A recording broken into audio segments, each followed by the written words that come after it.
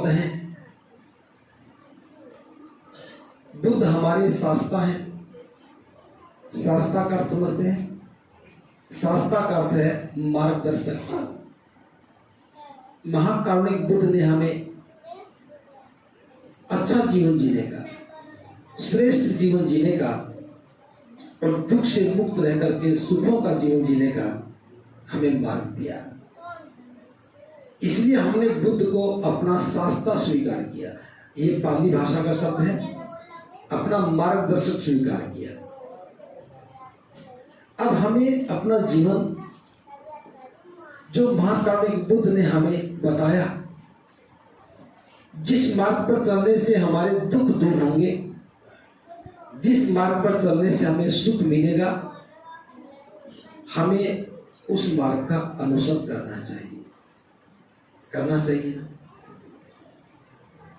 तो जब हम किसी विशेष मकसद के लिए चलते हैं, किसी विशेष उद्देश्य की प्राप्ति के लिए घर से निकलते हैं, तो हमारे सामने एक मकसद होता है। हम पुरानी व्यवस्था से निकल करके धम्म की व्यवस्था में क्यों आए? एक प्रश्न है ना। इसका साधारण सा सरल सा उत्तर है कि उस पुरानी व्यवस्था में हमें कोई सम्मान नहीं, हमारा अपमान होता था, हमारा शोषण होता है।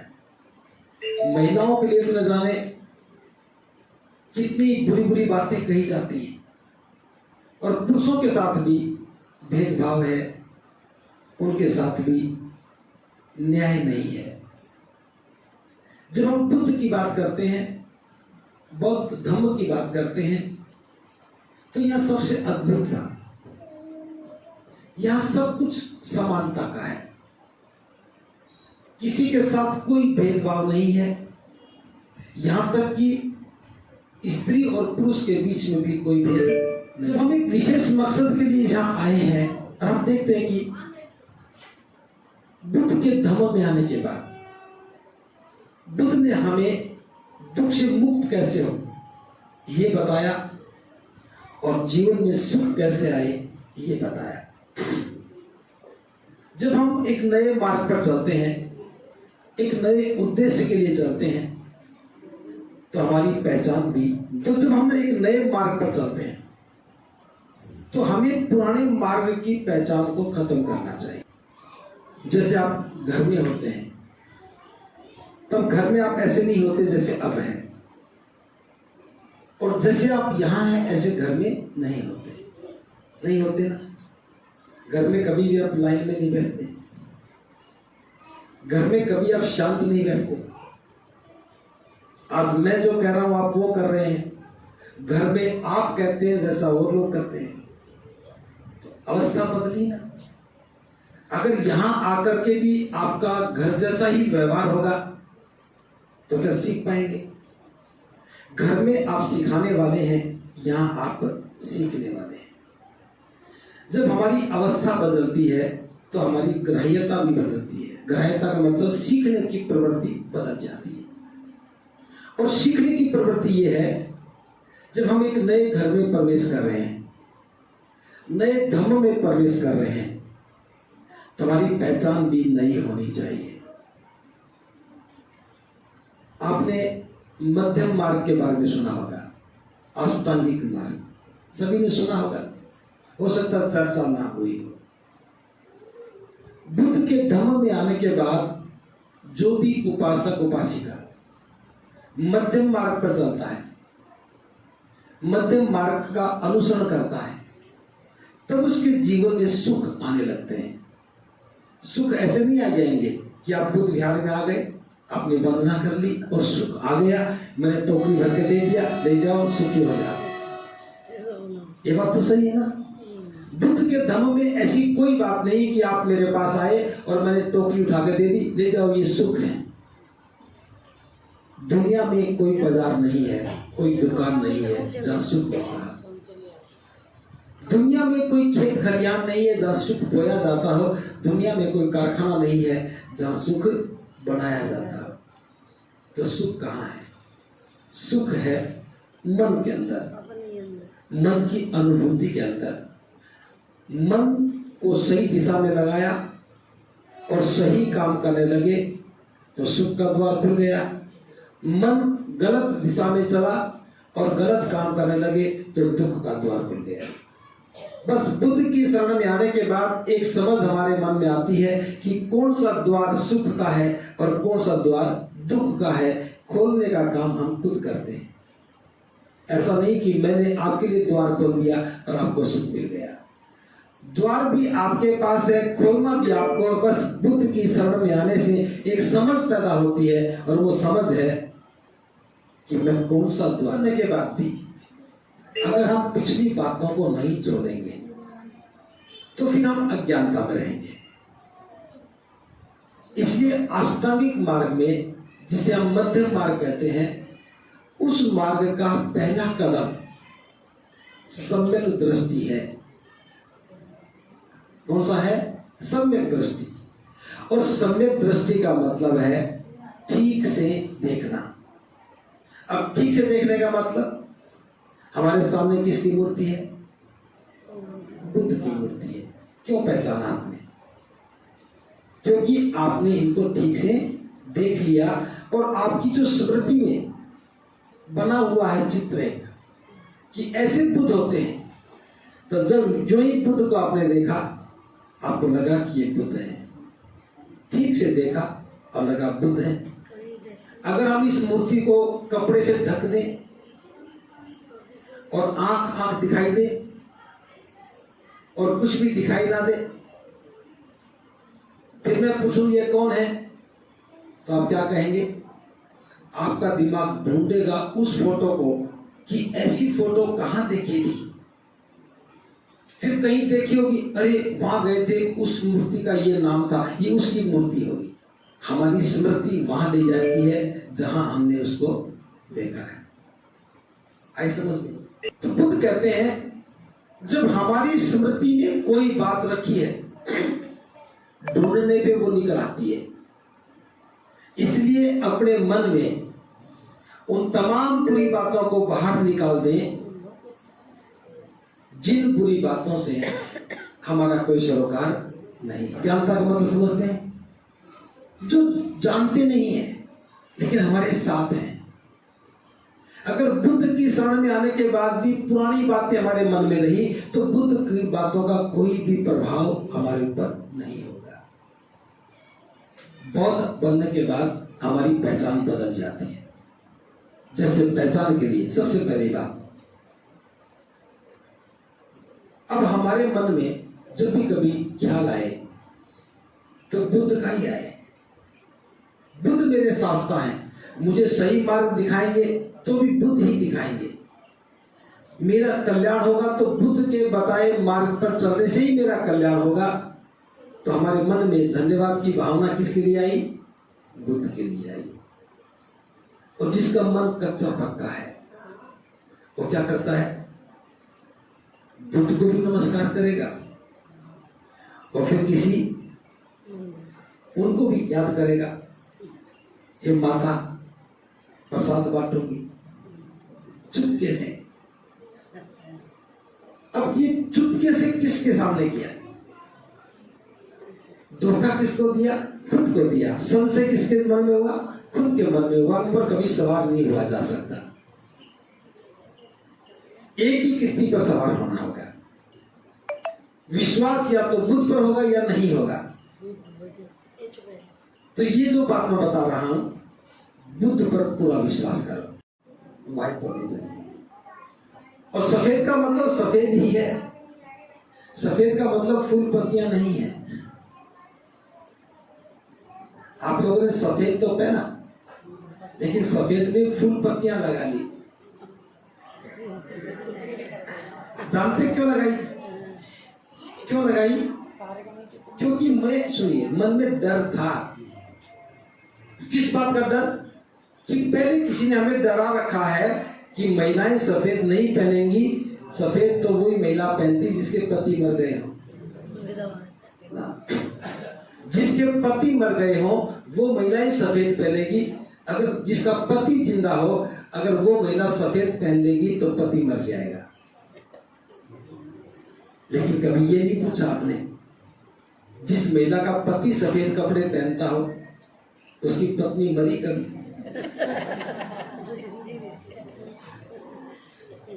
मरी कभी? अब ये कभी किसी ने प्रश्न ही नहीं किया कि पति सफेद कपड़े पहन ले तो पत्नी नहीं मरती, और पत्नी सफेद पहन ले तो पति कैसे मर जाएगा? अगर इस बात में उलझ गए, डर गए, मैं सफेद पहनूंगी तो मेरा पति मर जाएगा, इसका मतलब अज्ञानता में हो। बात समझ में आ गई? वहम किसके मन में? हमारे मन में है। अगर हम इस बात से डरते हैं तो बौद्ध नहीं बने हो। अगर इस बात को जान गए कि जब मेरा पति सफेद कपड़े पहनता है और मैं नहीं मरी हूं, तो मेरे सफेद पहनने से मेरा पति क्यों मरेगा? और अगर देखना भी हो तो एक करके देखता,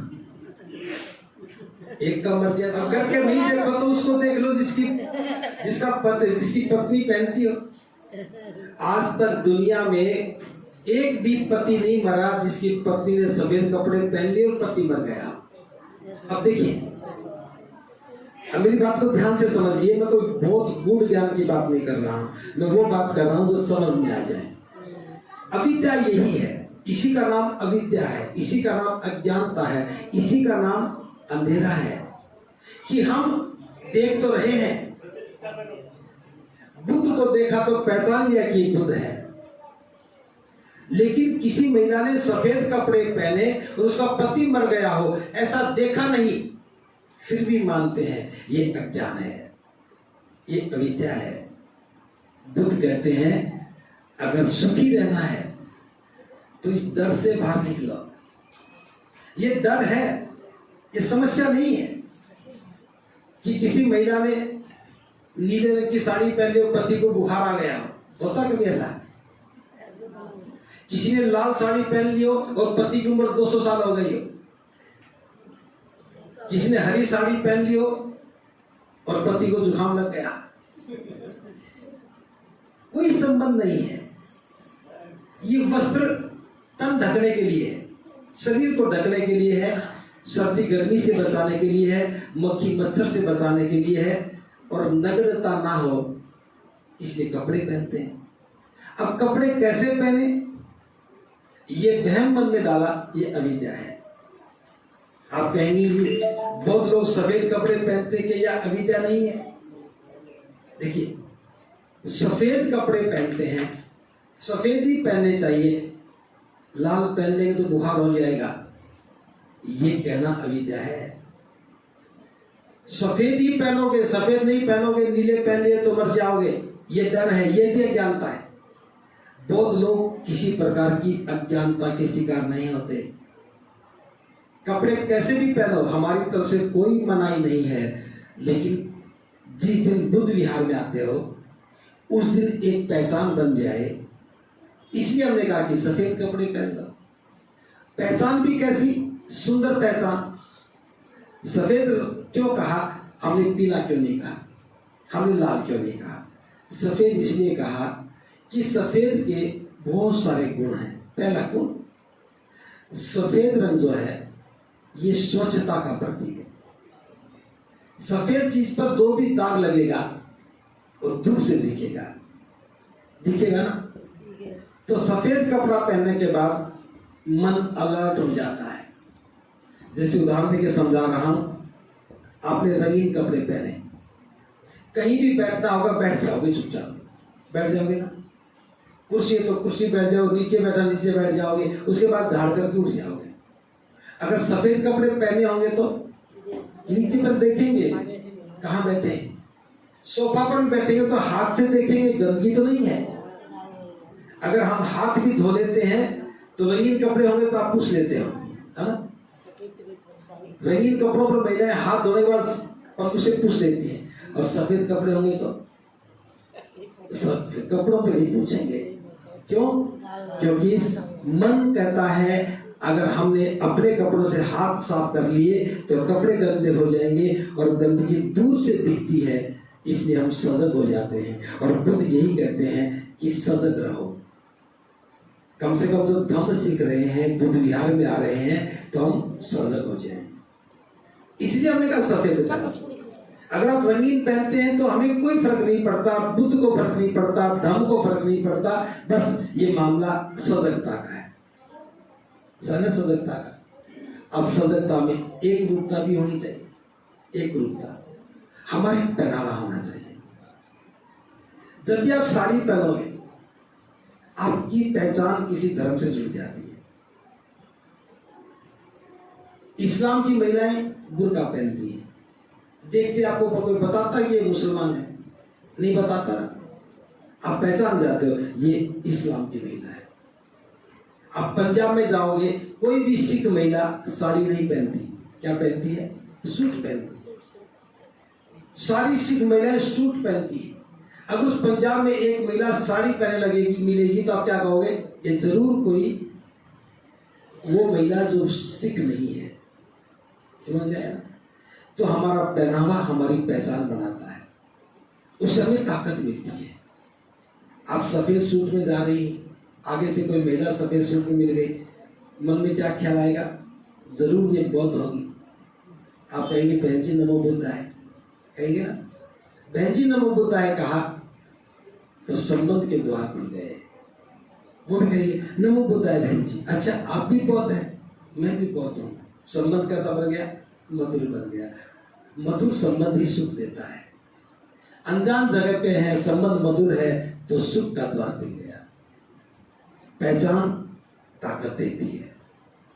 अगर हम दूसरों की पहचान में काम करते हैं तो उनकी ताकत बनती है। आप बुद्ध विहार में आए, आपके हाथ में पेंसिल के झंडे थे, पेंसिल के झंडे थे, कपड़े कैसे भी पहन रखे थे, लोग क्या सोचे, क्या सोच रहे होंगे? कौन है ये? बौद्ध है, पेंसिल का झंडा लेके चल रहे, बौद्ध है। बुद्धं शरणं गच्छामि। अगर आपके सिर पर कलश होता और झंडा दूसरा होता तो लोग क्या कहते? ये महिलाएं किसी विशेष धर्म की महिलाएं हैं, होता ना? तो इसलिए कोशिश करो कि सफेद कपड़े सिलवाओ, कोशिश करो सूट सिलवाओ। अब मैंने सूट कहा था, आपके मन में आ गया होगा, अरे हम तो शादीशुदा महिलाएं सूट कैसे पहने?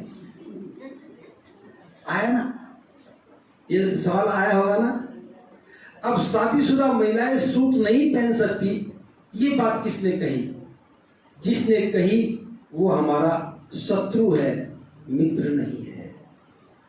महिलाएं सूट पहन लेंगी तो क्या हो जाएगा?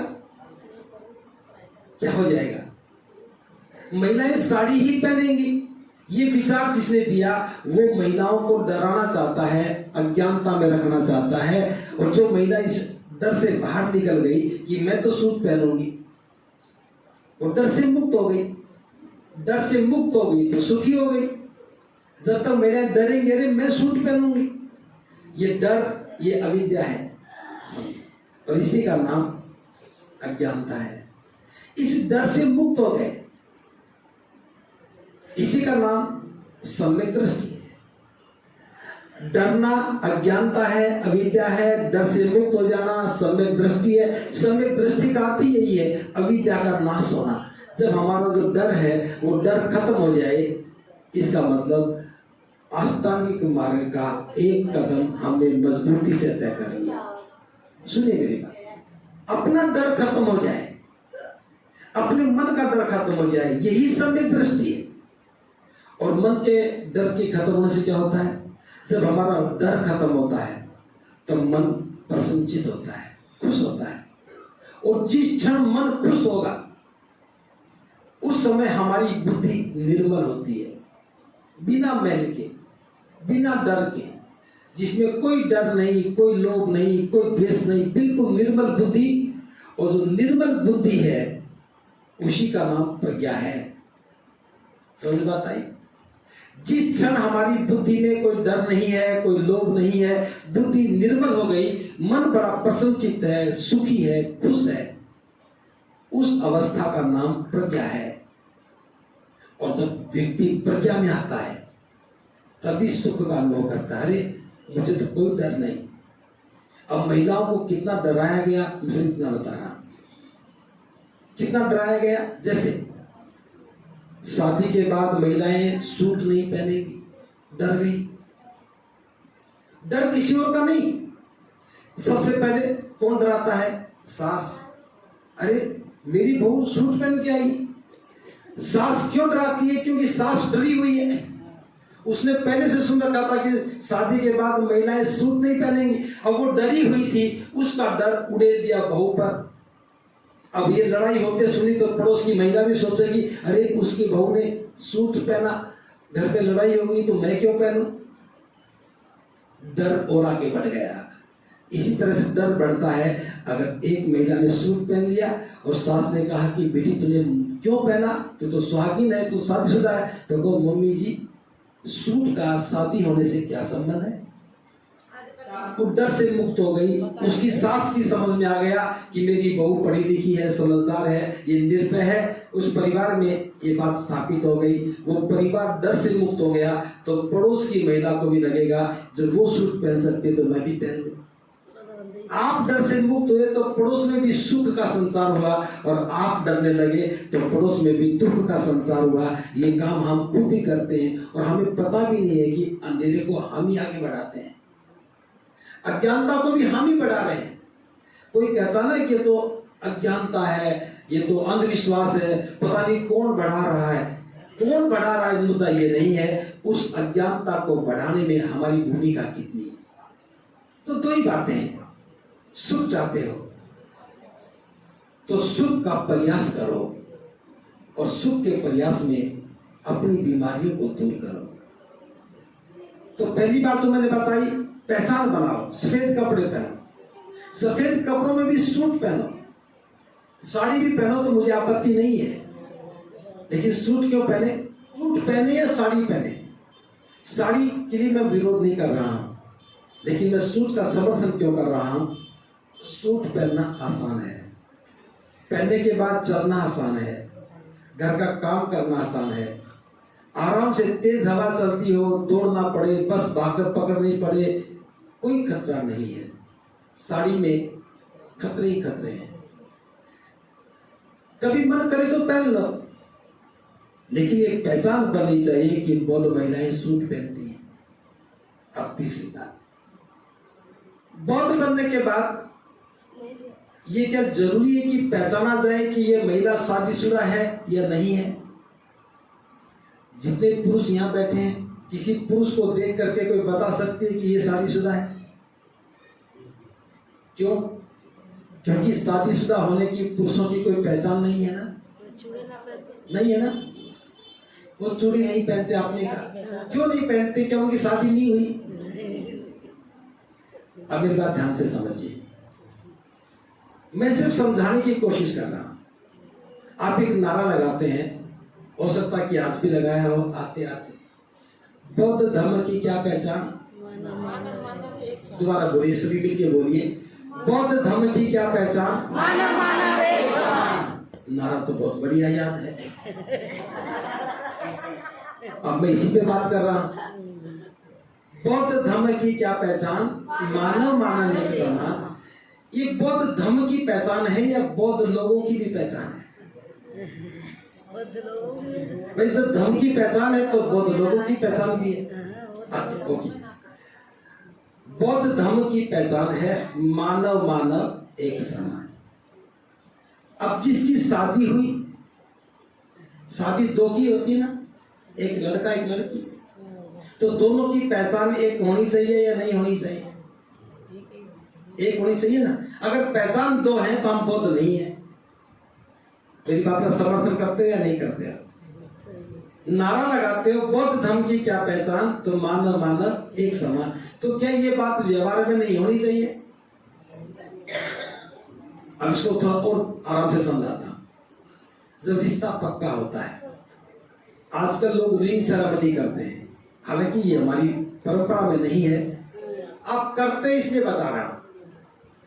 रिंग सेरेमनी, अंगूठी पहनाने की रस्म, लड़का अंगूठी किसको पहनाता है? लड़की को। क्यों? क्योंकि उसका रिश्ता उसके साथ पक्का हो गया। कि लड़की किसको पहनाती है? लड़का को। एक अंगूठी लड़के ने लड़की को पहनाई, इसका मतलब है कि उसकी हाँ हो गई कि मेरी तरफ से स्वीकार कर लिया कि ये रिश्ता हमारा है। लड़की ने भी उसको पहनाई भी, हाँ मेरी भी हाँ में हाँ है, दोनों स्वीकार कर लिया। अब ये रस्म पक्की हो गई, लेकिन ये अभी अधूरी रस्म है। लड़का पक्ष 1 दर्जन चूड़ी लेके आया कि रिश्ता पक्का हो रहा है, अब तुम चूड़ियां पहन लो। तो महिला पक्ष को लड़की पक्ष को क्या करना चाहिए था? या तो 1 दर्जन चूड़ियां लेके आओ और लड़के भी को तुम भी स्वीकार करो, या तो उन्होंने 1 दर्जन दिए, उनमें से आधी आधी कर दो, 6 तुम पहन लो 6 मैं पहन लो, मानव मानव।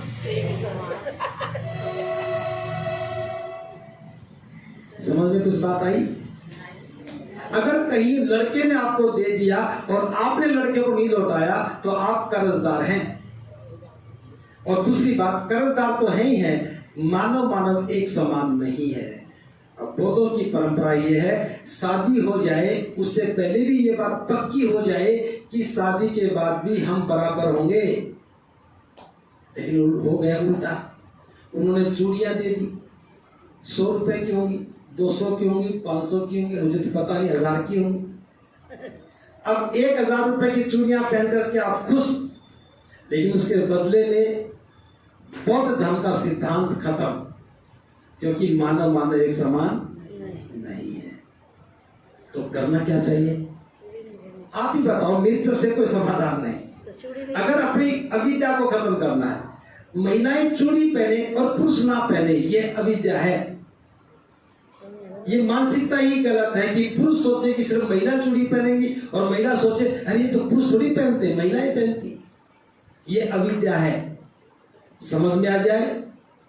पहले तो मैं चूड़ियों का विरोध करता था, मैं समर्थन आज भी नहीं करता हूं, फिर भी एक बात कहता हूं, एक बात समझ में आनी चाहिए, मानव मानव एक समान, दोनों जीवन साथी हैं।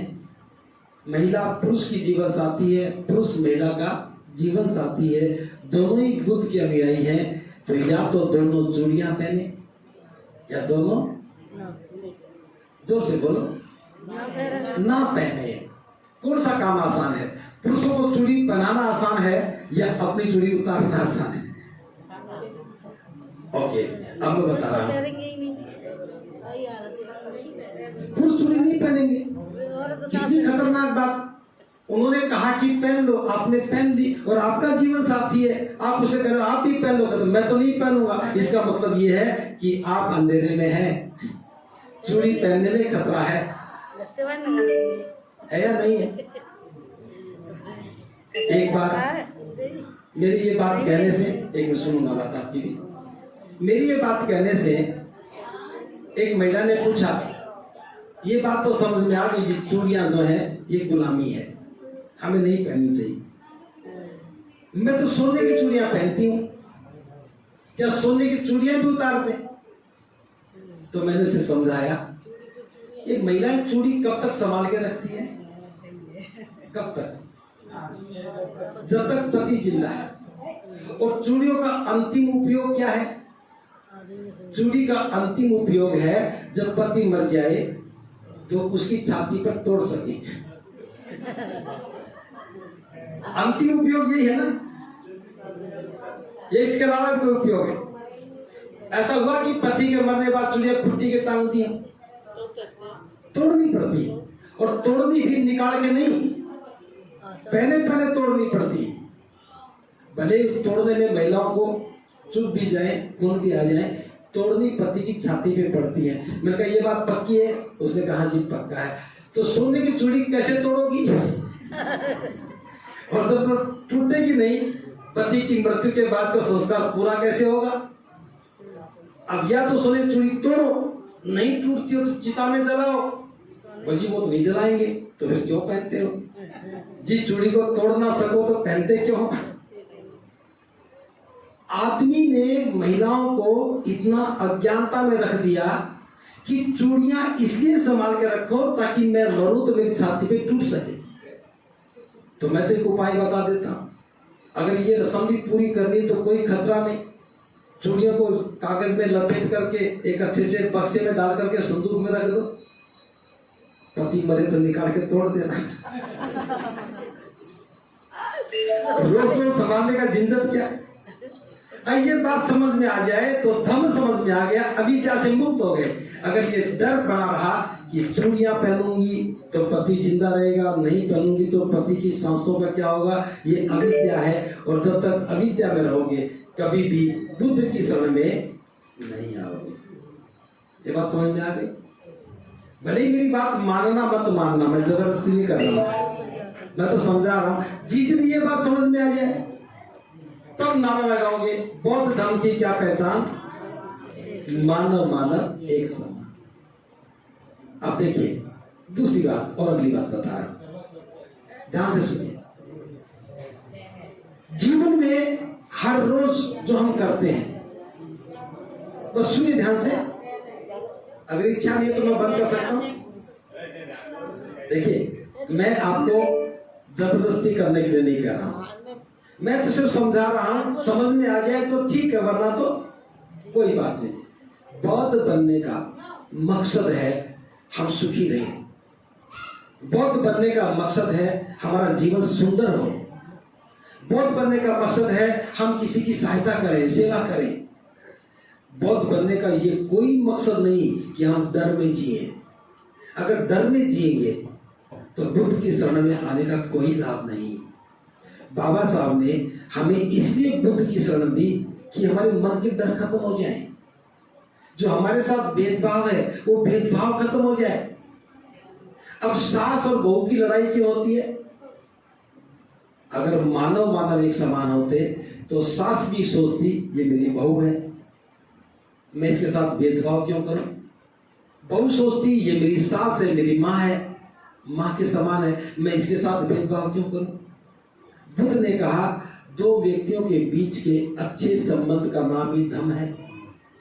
जब परिवार में संबंध अच्छे होंगे, पति पत्नी में संबंध अच्छे हैं तो सुख मिलेगा, सास बहू के संबंध अच्छे हैं तो सुख मिलेगा, भाई भाई के संबंध अच्छे हैं तो सुख मिलेगा, पड़ोसी के साथ संबंध अच्छे हैं तो सुख मिलेगा। अच्छे संबंध से ही सुख मिलता है। ये बात समझ में आ जाए तो धम्म समझ में आ गया। ये बात समझ में आ जाए कि मैं बौद्ध हूं, बुद्ध मेरे शास्त्र है, मैं अपनी सास से क्यों लड़ूं। अगर मेरी सास लड़ भी रही है तो मैं क्यों लड़ूं। सास ने दो बुरी बात भी कही तो भी आप क्या कहोगे, हो सकता है कि मेरी सास के मेरी माँ की समझ में नहीं आया, मेरी सास की समझ में नहीं आया, इसलिए उसने मुझे बुरा कहा, मैं क्यों लड़ूं। गुस्सा 24 घंटे रहता, कभी भी क्रोध कुछ क्षण के लिए आता है। उस समय कह दिया 1 घंटे के बाद 2 घंटे के बाद चाय बनाओ, मम्मी जी चाय लेके आओ। अब वो गुस्से में है तो मम्मी जी गुस्सा शांत करो, चाय तो पी लो, बाकी बचाओ, चाय पी के कह लेना, चाय तो पी लो, फिर कह दे कोई बात नहीं चाय पिलाओ। सुबह उठते ही मम्मी जी नमो बेटा जय भी, गुस्सा कहाँ रहेगा।